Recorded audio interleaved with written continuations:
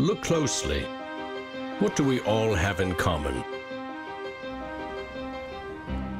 No matter what corner of the world you live in, you need food, water, shelter, and money.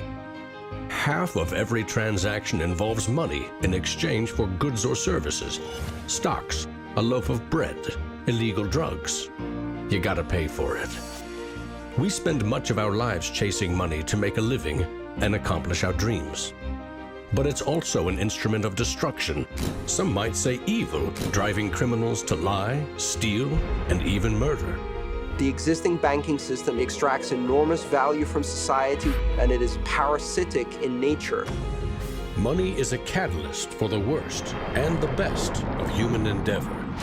Before civilization, we created currency, fuel for wars, the path to power, champion and enemy of innovation. Money is so integral to our society and our global economy that its true nature remains a mystery to most. This is the story of money, perhaps the end of money as we know it. No matter how fat your bank account or how thin your wallet, to us it's all cold hard cash. There are some who want to kill it. Get rid of it. Burn your dollars, your euros, your yen, and transform every penny you have into ones and zeros. Digital currency.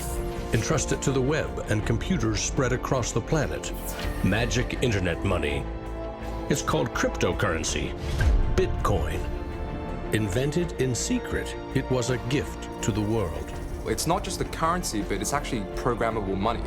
A potential curse on bankers. And there's nothing that the big banks or politicians can do to stop it. Breaking every government's grip on money supply. What the internet did for information, Bitcoin is doing for money. Could it be the new gold? No, you have to really stretch your imagination to infer what the intrinsic value of Bitcoin is. Regulators, the Federal Reserve, the banking system, at least understand this is a thing that they have to take seriously. This is going to change the economic culture. Bitcoin could be a microeconomic miracle worker, and it could be a macroeconomic wrecking ball. Is Bitcoin the currency of the future? A godsend for criminals? Or a recipe for financial disaster? If you trust your money just as it is, we have a little story to share.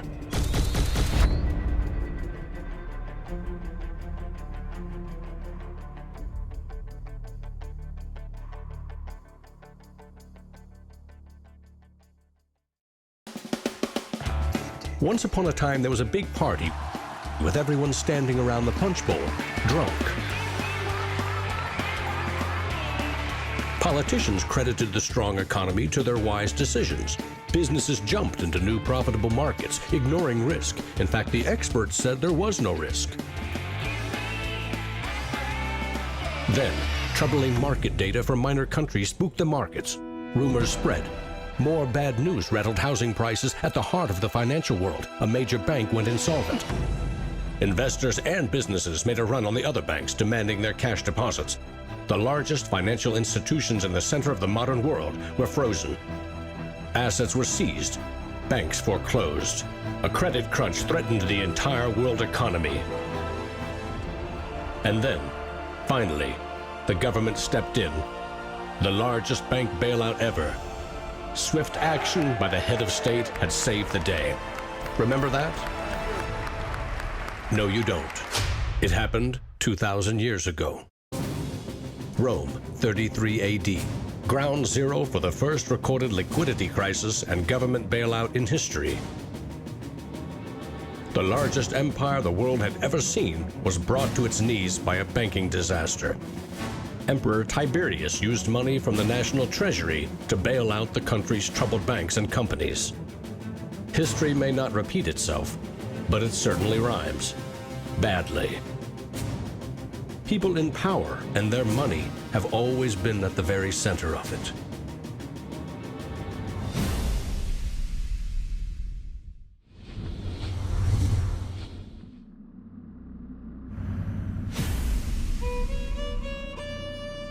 The story of money is as old as civilization itself. When we lived in small tribes, keeping track of debt was easy.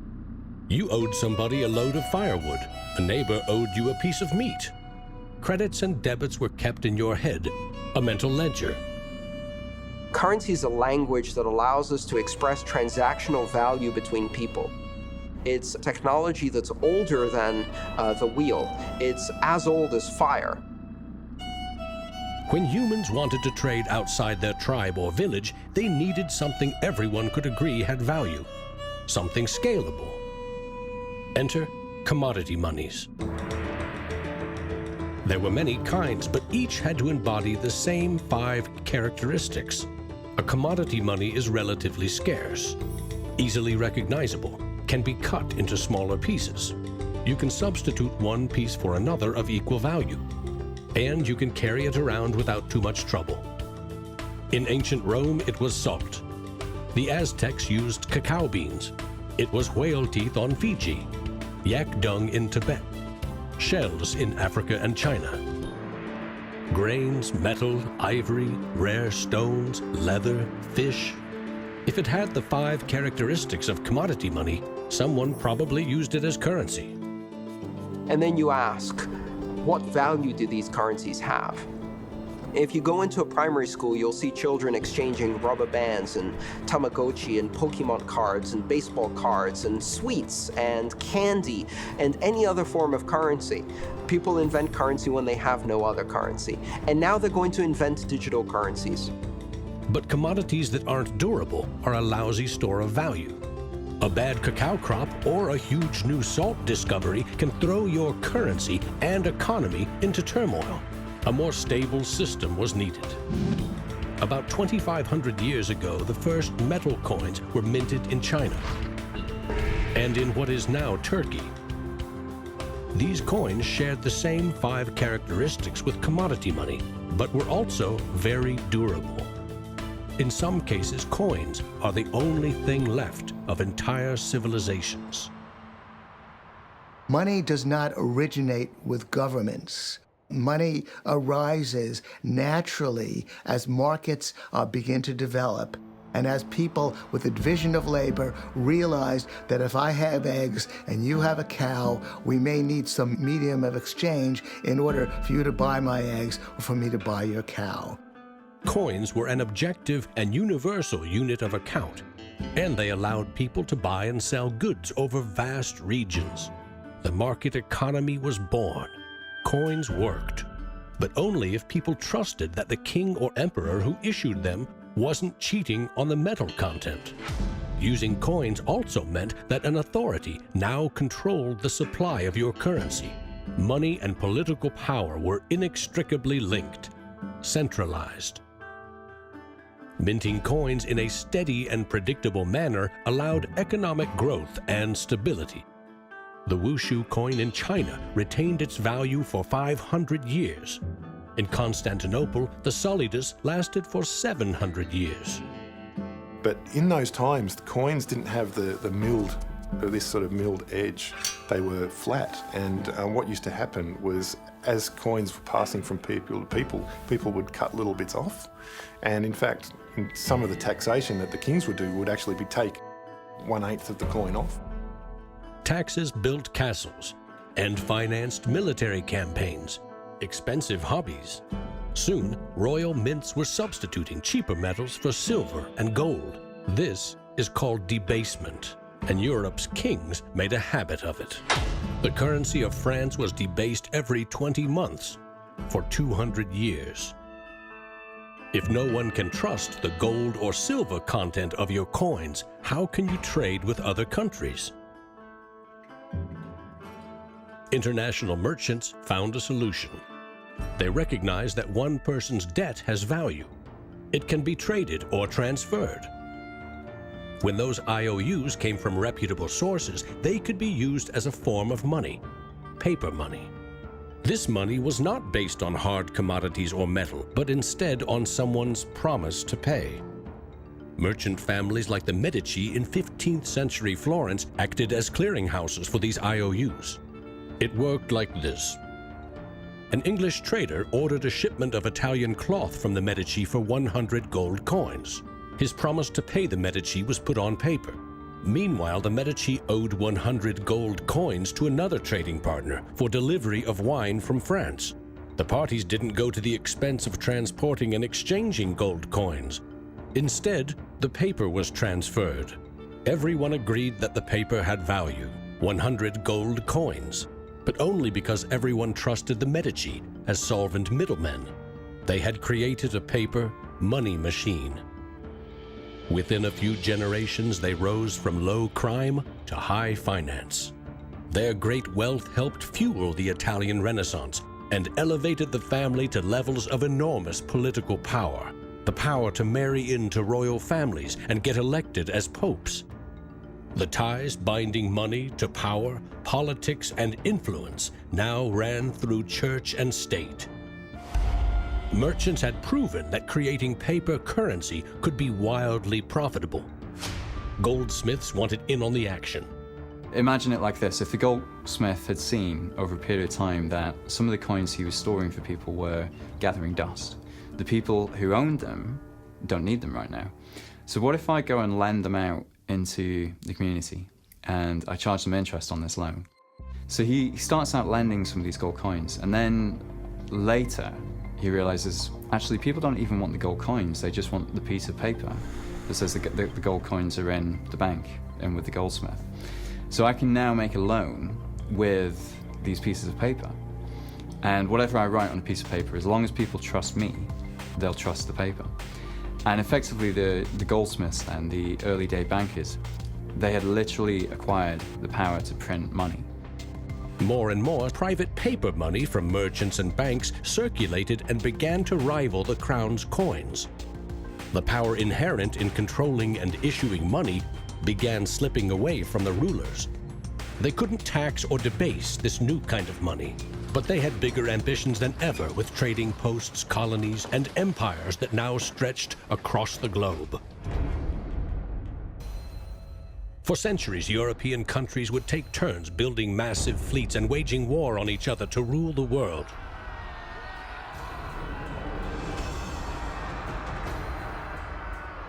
Government wanted to take the people's money in order to finance its wars. That's essentially the history of money. Money and warfare go together. War is expensive. 1 year's income taxes simply aren't enough. Kings and queens had to borrow money against future taxes. They needed a groundbreaking financial innovation: government bonds. The loans came from rich merchant families and goldsmiths, who by now had become powerful financiers and bankers. Sovereign debt and deficit spending had been born.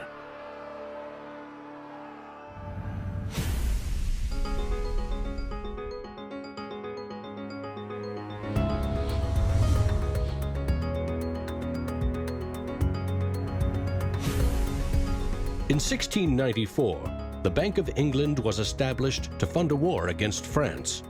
England's central bank was privately owned and granted the monopoly to issue banknotes, paper that could be redeemed for an equal amount of gold from the government coffers. The central bank soon also managed the entire debt of the crown. Money has been a tool of sovereignty for centuries. Being able to issue currency gave you the power, but it also gave the value to that monetary supply by backing it with a force of state, with essentially the debt of state. When the U.S. won independence from Britain, the first article of the new Constitution gave Congress the exclusive right to coin money. This currency's value was tied to gold in government vaults. From 1781 until the Panic of 1907, the financial system of the U.S. was an economic petri dish. Brief central banks, state banks, private currency, government currency, depressions, strong growth, recessions, regular boom and bust cycles. The long term, as far as capital is concerned, people want predictability. People want stability. From the back of that, they can plan. Now, it's very hard to plan in the long term with such a level of volatility. In 1913, bankers and politicians decided that it was in the country's best interest, and theirs, to have a permanent central bank. They created the Federal Reserve. Among its jobs, expand or contract the supply of a single national currency, the Federal Reserve note. The dollar was tied to gold, and strategic control of it would avoid booms that lead to busts. At least that was the plan. Then came 1929.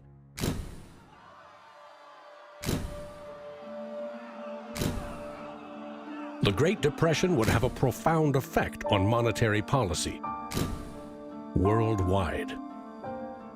I shall ask the Congress for the one remaining instrument to meet the crisis: broad executive power. Soon, the Fed had printed nearly all the money it legally could to pump life back into the economy. It needed gold to fire up the mint. So in 1933, President Roosevelt issued a controversial executive order, forcing all U.S. citizens to sell their gold to the Federal Reserve at a fixed price, or go to prison. The Fed offered far more cash to foreign governments for their gold. Many jumped at the offer. Gold flowed in, and dollars spread across the globe.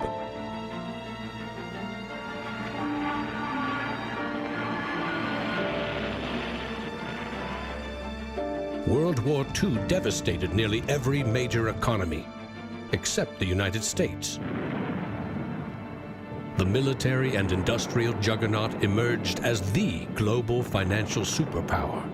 The dollar had become the world's most stable and trusted currency. Other countries pegged their currency to the dollar, which could still be redeemed for gold. In fact, the U.S. owned more than half of the world's gold reserves. In the next few decades, more dollars flowed to foreign countries. Governments began debasing their coins with cheaper metals and printing more of their own currency than they had in gold. The bond between precious metals and paper currency was cracking.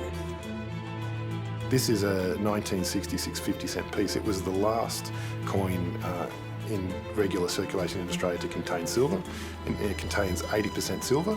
So in 1966, this was 50 cents. Nowadays, it's $8 roughly in silver alone. By 1966, foreign nations had had enough of the U.S. collecting gold and printing cash. And they had more value in dollars than the U.S. had bullion in its vaults. They demanded gold in return for their paper dollars. Arguments about the value of the dollar versus their currency ensued.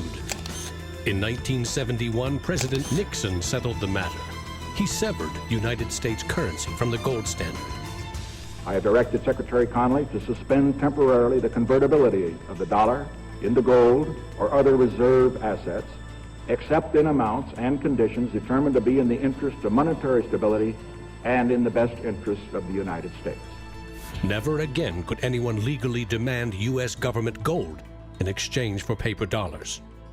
For better or worse, the dollar was now backed solely by the full faith and credit of the United States government. The wealthiest nation the world had ever known would bet its future on a single word: trust. People have this mythology of money that is based on very little fact. And one of the nice things about Bitcoin is that it forces people to start to ask questions about the fundamentals of money. Bitcoin is an attempt to adopt the advanced computerized system that we have, the internet, to resurrecting what money used to be all about.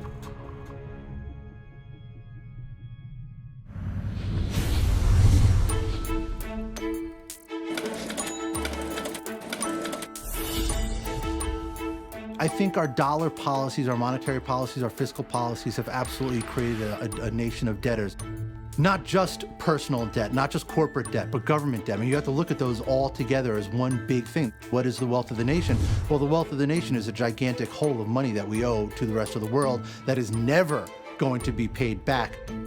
Today, the United States pays more than $400 billion in interest to its creditors every year.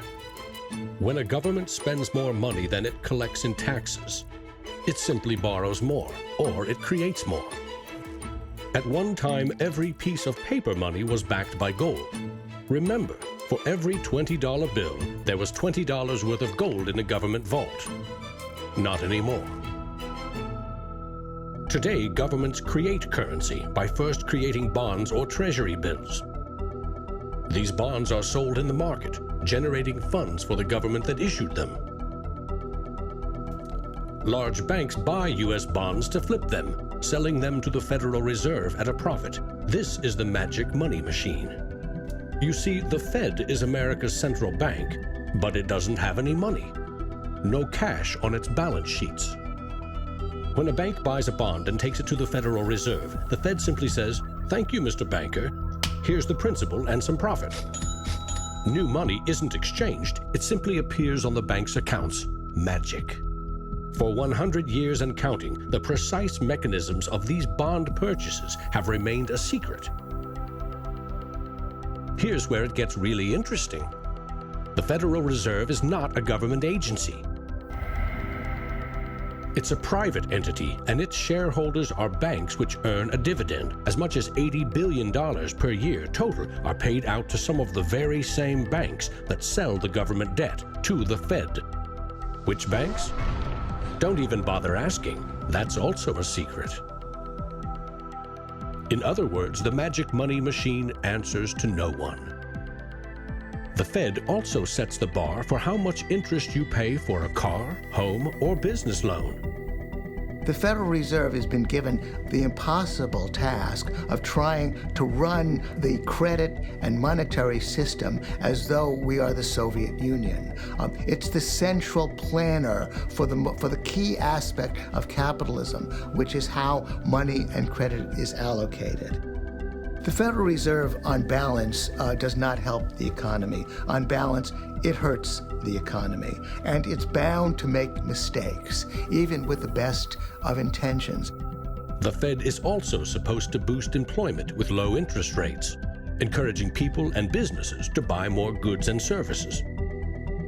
Governments getting involved in money is a good thing, and it's also a bad thing. It's a good thing because money is the arteries of the economy, the blood supply of the economy. Markets are subject to bouts of euphoria and despair, and it makes sense for governments to back currency and manipulate it. Moving the money supply up and down is the most powerful way to sedate that boom and bust cycle. Manipulating the supply of money has short-term and long-term consequences.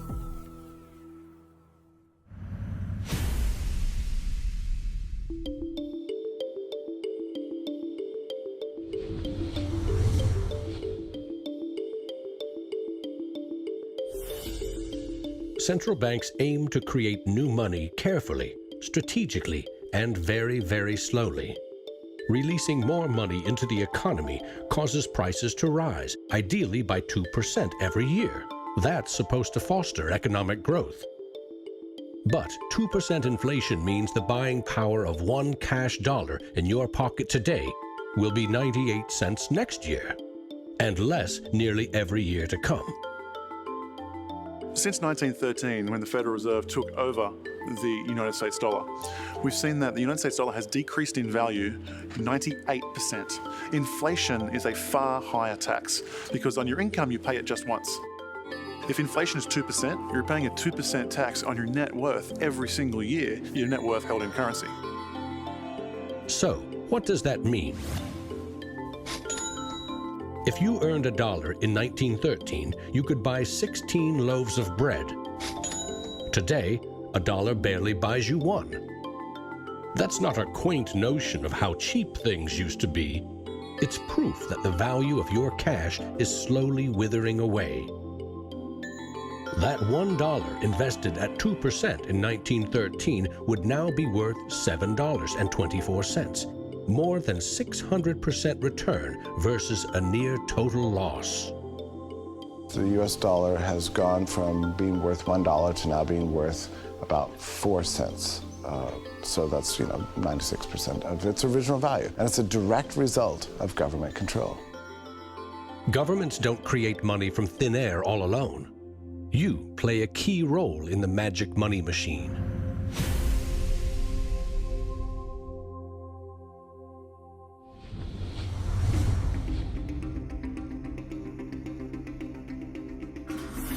It's not really the central banks that are the problem. I mean, they're part of the problem, but the real problem is that we've given the power to create money to the same banks that caused the financial crisis. We put our paychecks and savings into a bank account and draw from it as we need it. The banks are custodians of our money. Right? Wrong. It is now the property of the bank on their balance sheets. They can do just about anything they want with it. For example, create new money. Here's how. Your bank account shows $100, but the bank only holds $3 and loans $97 to Bob to buy something. In the bank's computers, you still have $100 in your account, but Bob now has $97 of new virtual money in his account. Just digits on a computer screen. There's no cash, no gold, or anything else backing up the new numbers in Bob's account. Just his promise to pay it back. This is new money created as debt. When those $97 are spent, say in a shop, the shop owner deposits into another bank, and it is lent out again and again and again. And each of these people have numbers in their accounts showing that they own this money. So your original $100 has multiplied. Now there are over $3,300 in the system. This process of loaning out far more money than a bank actually has as cash on hand is called fractional reserve banking.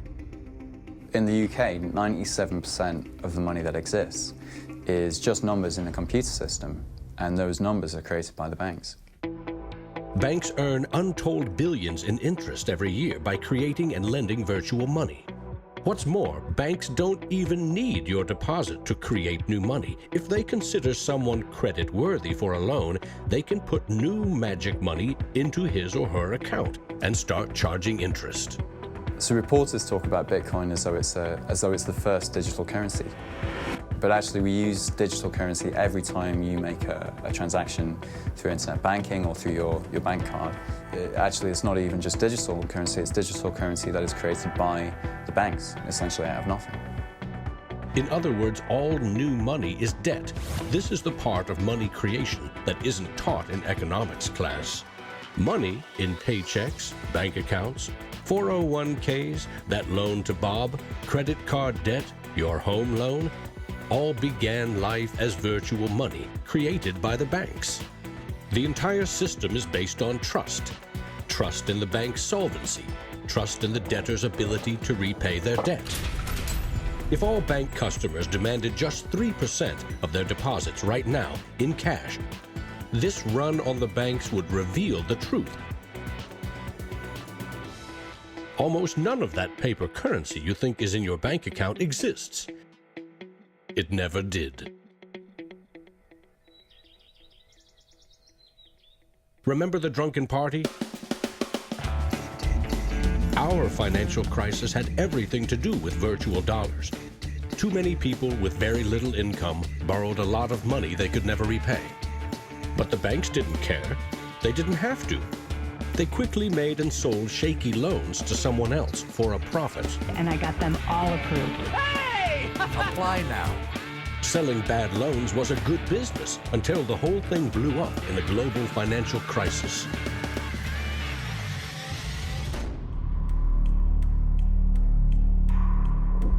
The magic money machine destroyed 30 million real jobs. The United States alone lost $16 trillion in household wealth, and the banks foreclosed on more than 1 million homes.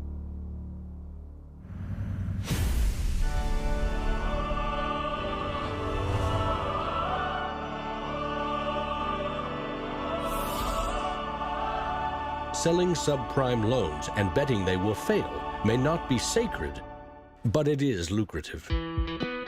As much as 1/4 of our best and brightest are being lured by the siren call of the money machine.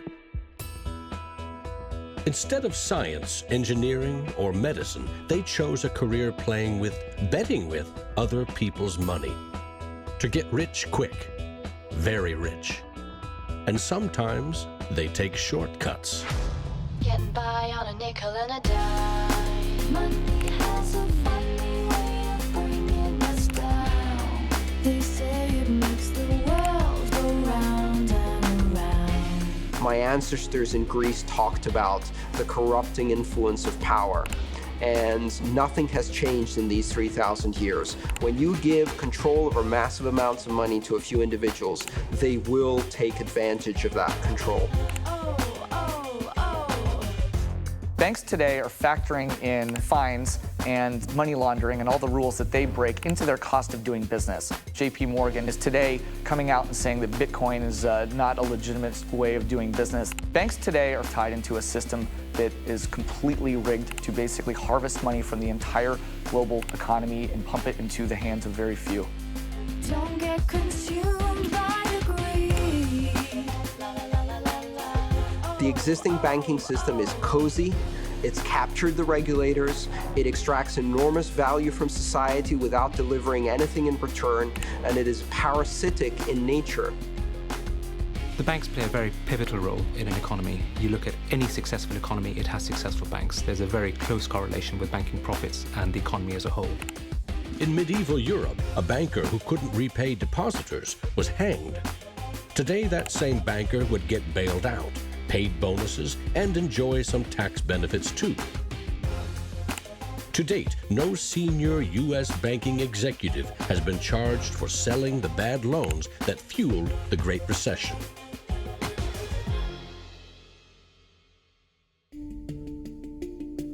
In December 2014, just 6 years after the last banking crisis brought the world to its knees, a congressman snuck a last-minute provision written by Citigroup into a crucial funding bill. The provision allows the largest U.S. banks to once again make risky derivatives bets with bank deposits. But no need to worry. If the banks implode again, lost deposits must be paid back by U.S. taxpayers.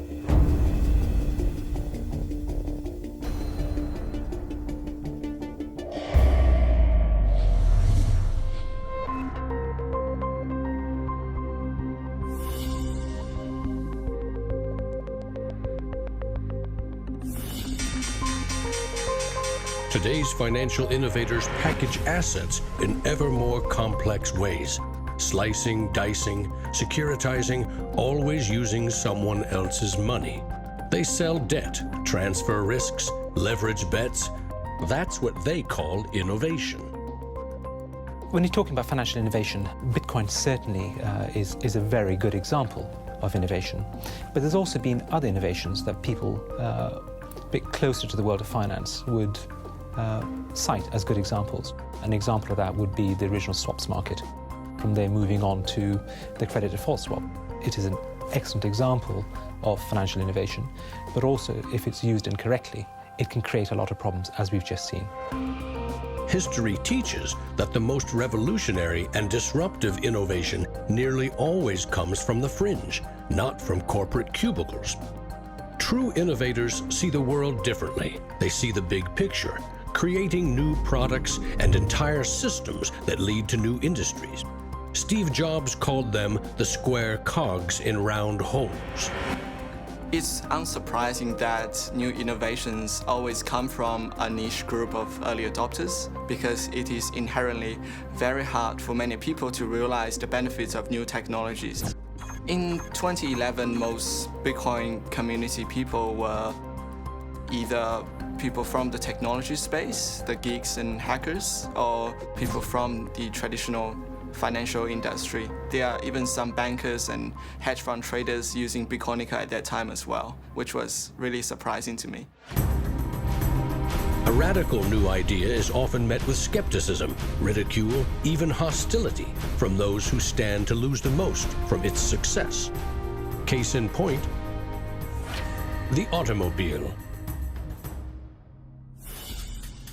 In the late 19th century, Carl Benz and others built the first cars, contraptions that could threaten the stagecoach and railroad industries. These self-propelled vehicles, or road trains, would certainly scare horses, injure people, and damage roads. Cars, the railroad barons said, were just too dangerous. And to protect us, they used their power to pass a law in 1865.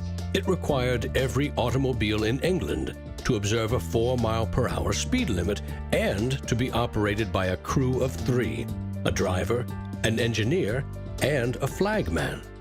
This heroic flagman walked in front of the car to warn fellow citizens of the coming danger. The railroad tycoons, the lawmakers, the self-appointed gatekeepers used regulation to stifle innovation. But they didn't invent the flagman. He's been around for a long time. For centuries, very few could read. Books were copied by hand. The people in control, political and religious leaders, wanted to keep it that way, and they greeted Johann Gutenberg's printing press with licensing laws, publishing bans, taxes. In some parts of the world, printing was a crime punishable by death. After all, they were just protecting us from dangerous ideas. Before the printing press, there were an estimated 30,000 books in all of Europe. 50 years later, there were 10 million. As Gutenberg's invention flourished, the Dark Ages withered. Progress couldn't be stopped. But the flagman never stops trying. His masters set him loose on each of these innovations because they threatened someone's profits, someone's control. But remember, this is a story about money. What if a technological innovation allowed anyone in the world to be their own bank? To create a currency free from taxes and banking fees?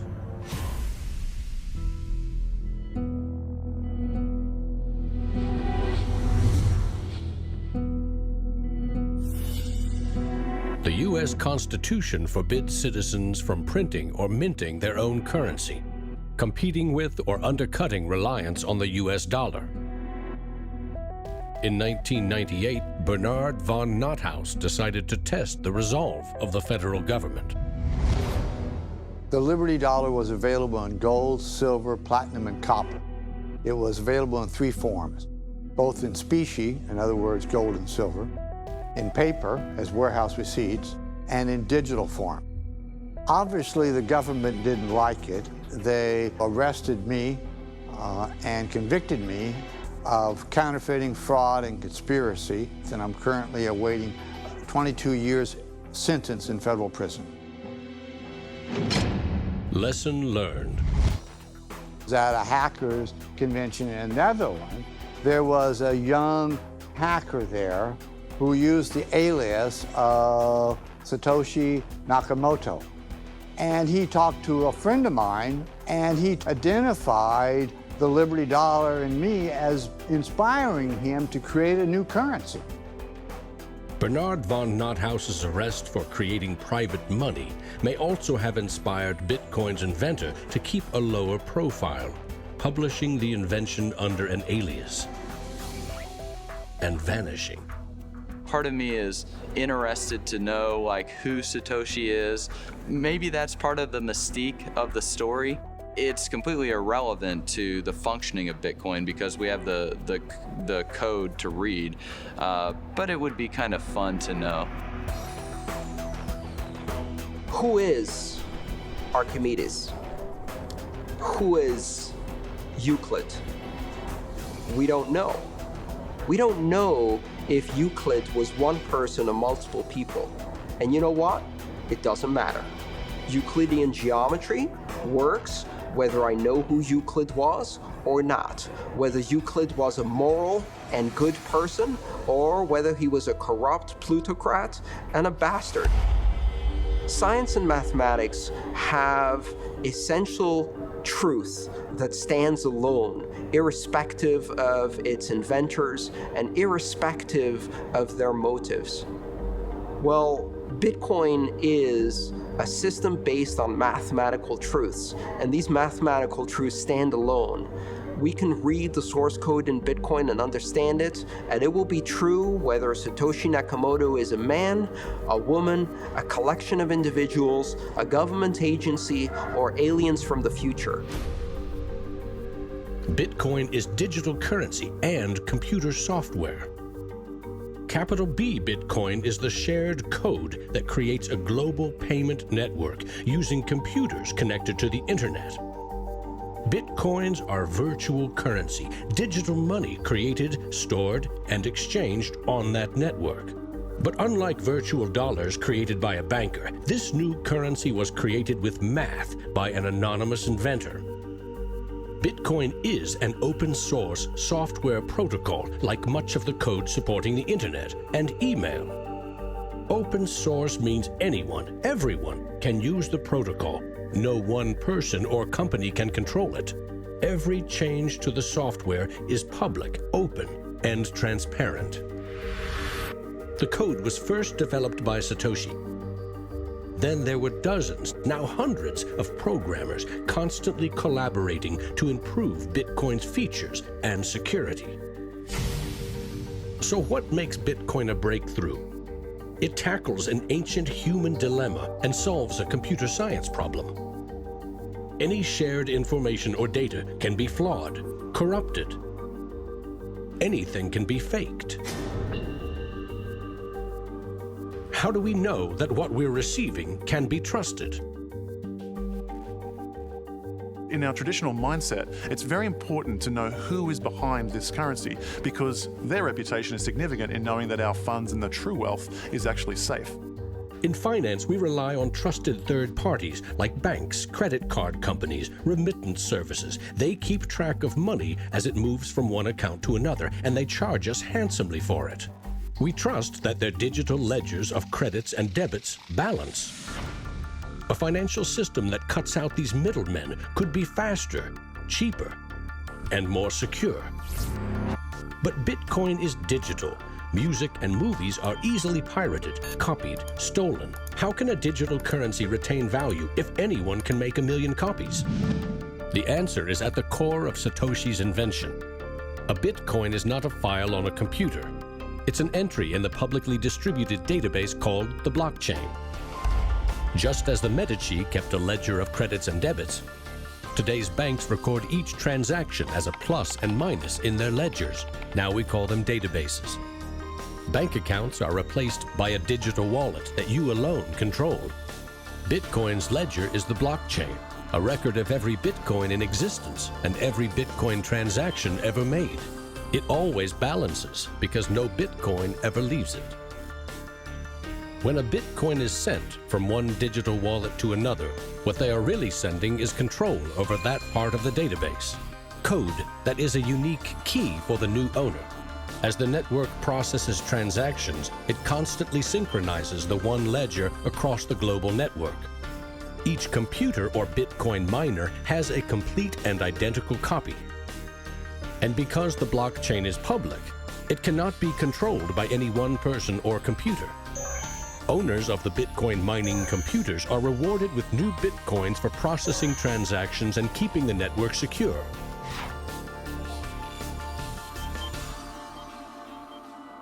In other words, the Bitcoin network replaces banks and bankers. Today, the combined computing power of this global network is greater than the 500 biggest supercomputers combined, times 10,000. And because every transaction is verified and recorded by the network, a Bitcoin cannot be forged. Digital currency cannot be debased with cheap metals or printed by the billion at will. Too much currency can unleash a monster, skyrocketing prices, trillion-dollar bills that can't buy a loaf of bread. There's a big movement in the U.S. demanding that the Fed be audited so we can find out what they're doing. Nobody really knows how many dollars are in existence, for example. Ben Bernanke created several trillions of dollars over the last several years, but nobody really knows where they landed. At any time, for any reason, the central banks can print as much money as they want. They call it fancy things like quantitative easing. And when they do that, it makes the dollars or euros or yen that you and I have worth less. So if the world starts using Bitcoin as their currency, It can't be controlled by central bankers or politicians. Remember, central banks create money to boost the economy and try to pull it back out before inflation heats up. But no one knows how much magic money global banks are creating to boost their profits with questionable loans. Bitcoin is completely the opposite. It's totally transparent. You know exactly how many exist. The computer code behind Bitcoin has a built-in brake pedal, cutting the creation of Bitcoins in half every 4 years. This ensures a transparent, controlled scarcity and ultimately limits the total number of Bitcoins to 21 million. No lobbyist, no politician, no banker can create more or change the mathematical rules dictating their creation. Advancing accountability. And that's one of the things I think is most exciting about Bitcoin and the technology behind it, is not so much that it will supplant the dollar or that it will supplant government itself, but that all of a sudden there's a competitor to government, and that government itself now needs to look over its shoulder more than it did. This new digital currency can be purchased online with a credit card or in person with cash. And it has the 5 key characteristics of money. But is it a store of value? Is it stable, or will it diminish over time, like a commodity rendered useless or a crop that fails? The ultimate power of a cryptocurrency is unleashed by mainstream adoption and an ever-growing volume of transactions. With Bitcoin, the currency has been created much more slowly than other currencies. And the effect of that has been to turn it into what is essentially a speculative asset. If you ask a lot of Bitcoin enthusiasts whether they're spending the currency, they're not. They're sitting on it and waiting for the price to go up. It isn't a currency if you don't use it to pay people. The point is, the average person is quite happy to walk into a bar and hand over, a $5 note in order to get a drink. So you've got to realize that most people are happy with the money system they have. If most people are happy with cash, they're in love with plastic. In the US, 2/3 of in-person sales are done with debit or credit cards. That plastic is a 60-year-old technology, created by a middleman, never designed for the internet. Each transaction requires personal data, like your name and address. Credit card databases are regularly hacked, with fraudulent purchases charged to your account. Criminals buy and sell stolen credit cards by the thousands in dark corners of the internet. In some parts of London, 1/3 of all online credit card transactions are fraudulent. Card issuers don't hold you responsible for fraud, but protection comes with a price. 2 to 4% in fees. That's $50 billion a year. The issue with credit cards from a merchant's perspective is there's a lot of risk. If they take a credit card, there might be a chargeback, there might be fraudulent purchases. In fact, there's hundreds of billions of dollars every year in fraudulent purchases. A Bitcoin purchase is done for pennies, but there are no protections. If you lose your passwords or are fooled into paying the wrong person, you can never get your money back. It is like digital cash. For a seller, this means no chargeback risks. For an e-commerce company like Expedia or Overstock, cutting credit card fees can double their profit margin.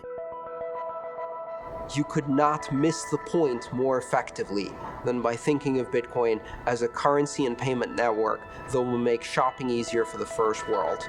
Bitcoin is about everything else, everywhere else. There are 2.5 billion people without a bank account. With Bitcoin, a mobile phone with an internet connection is now a bank with access to the global marketplace. What happens when Bitcoin services and infrastructure and Bitcoin wallets and payment processors start going into these countries? These people will be able to gain benefits from trade where they could not previously. These people will be able to send money home, international remittance, which is one of the major pain points of the current financial system. Yeah, if I send $100, with banks it's going to cost me 20%, Western Union is going to cost 10%, other options that are competing with Western Union is still going to be about 5%. And if you are sending to really remote areas, it's going to be anywhere between 15 and 30%. So in terms of money remittances, it's going to be a game changer using Bitcoin. You do not need a bank account. You just need internet connection and a wallet to get set up.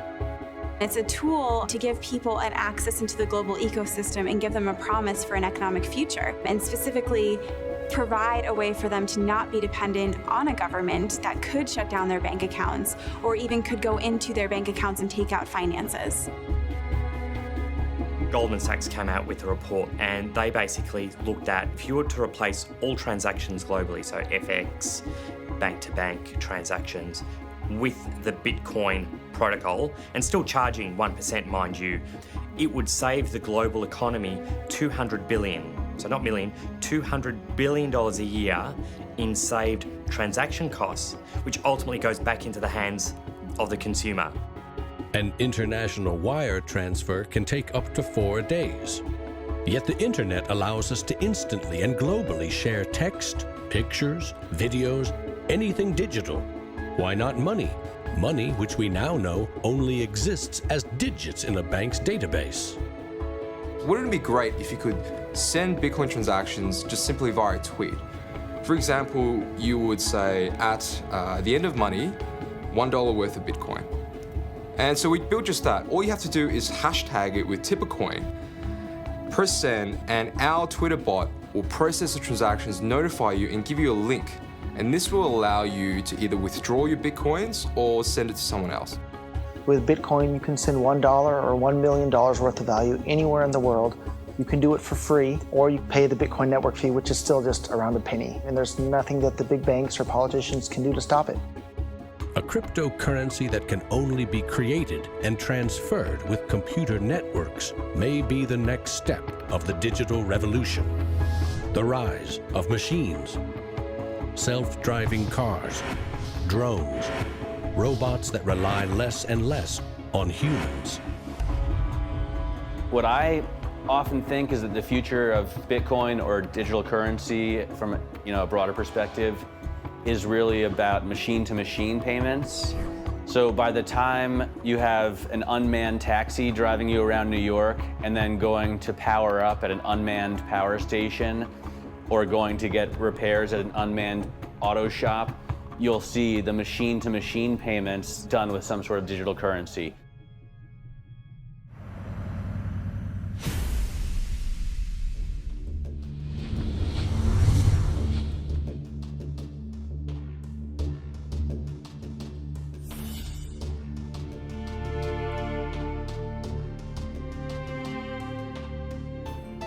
We actually built this world that we live in over the last 200 or 300 years. We've made some mistakes. We've learnt to make things better. The idea that there's some magic key, that if you just sort of stop doing a few things, that there'll be this perfect order that will settle, is a very childish, ideological delusion, in my opinion. But that is not to say that Bitcoin isn't an exciting thing. It's a terrifically exciting thing. But we have to try and engage with it with working minds, not with magical thinking. People are suggesting that it's going to be another world currency, rivaling the dollar or the euro or the yen. I think that's not going to happen. I prefer to trust the banks or the central government compared to the Bitcoin is because someone's accountable. Whereas with the Bitcoin, it's completely deregulated. There's no central control. There's no one held accountable. It is a free float. It's purely demand and supply driven. Mr. Williams? So clearly this is not a currency. Currencies don't behave like this. But what this is a high-risk speculative commodity. So for the entrepreneurs, the bankers, the governments, and everyone else studying and watching Bitcoin, all I have to say is that there will probably be a lot of volatility and an upward trajectory, and to buckle up.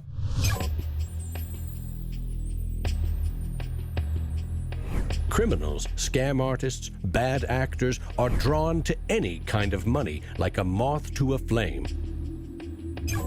Silk Road was a marketplace that was online. It existed in the underground web. Now, this marketplace allowed people to sell things that were illegal to governments. Fake IDs, pirated music, Bibles in North Korea. Are cryptocurrencies inherently bad, or just the newest tool to acquire the forbidden? Porn is illegal in Iran. Well, there's a few percentage points of sales on Silk Road was to sell porn to Iranians. Now, a much broader one that gets a lot of press with regards to Silk Road is drugs.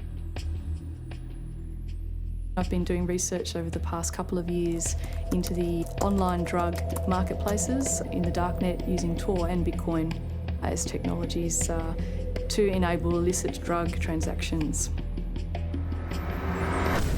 We did a global survey of drug users, and we had over 20,000 people respond to that. And the majority of those people were buying traditionally illicit drugs, ecstasy, cannabis. The FBI brought down Silk Road. It certainly hasn't stopped the trading of illicit drugs online. A lot of people want to criticize Bitcoin for being used for illegal things or illicit things, but if you look at it, the most popular currency in the entire world for doing bad things is the US dollar.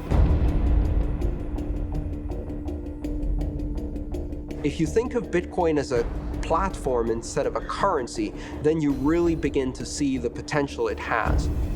The ledger, which cannot be forged, it cannot be changed, and is universally accepted, is genius. There will be Bitcoin technology forever, and it'll have applications for years to come. Creating a secure global payment system may just be the beginning. Patents, contracts, land titles, proof of ownership can be baked into Bitcoin, securely held in the public ledger. I read up more about Bitcoin, I played with the source code, I built some things that I realized this is actually a very, very powerful protocol. It's not just a currency, but it's actually programmable money. The digital age has fundamentally changed the world. We have embraced digitized music, film, medical records, communications, the internet. The free exchange of information and currency can fuel revolutions, help in a disaster. But our money is shackled to the 20th century, manipulated by governments and banks. The champions of Bitcoin ask us to imagine payments without a middleman, investments without a broker, loans without a bank, insurance without an underwriter, charity without a trustee, escrow without an agent, betting without a bookie, record keeping without an accountant, global, secure, nearly instant, and free. Is it fantasy or the future of money and commerce?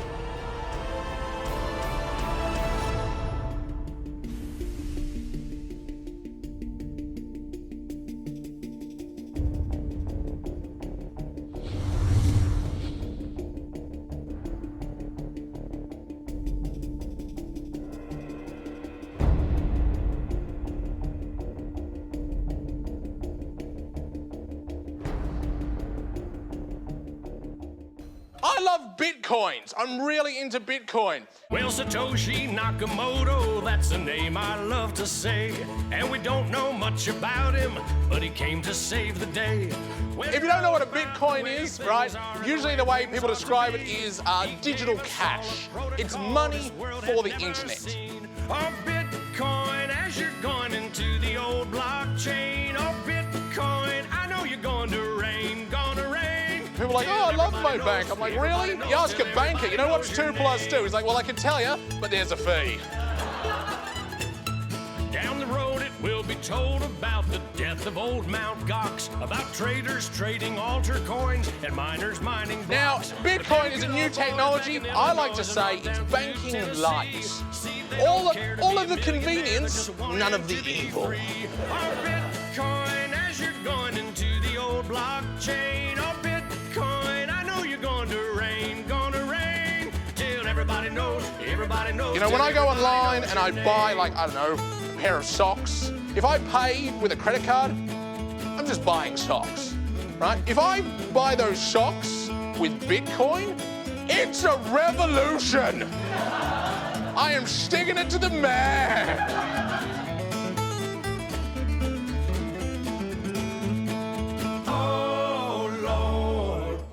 Me some more. There's always people who are not ready to get into the new technology. You know, like when the internet came out, there was people going, nah, I don't think this is going to be popular.